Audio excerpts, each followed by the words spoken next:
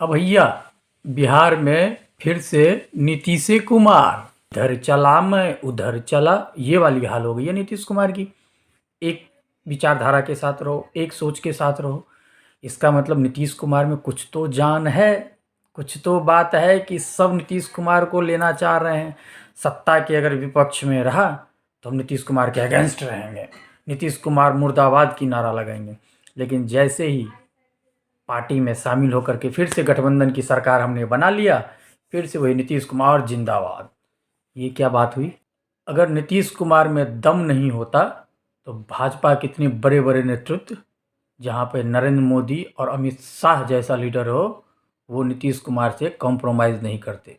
इसका मतलब स्पष्ट है कि बंदे में दम तो है, नीतीश कुमार में जान है, बहुत ही जान है।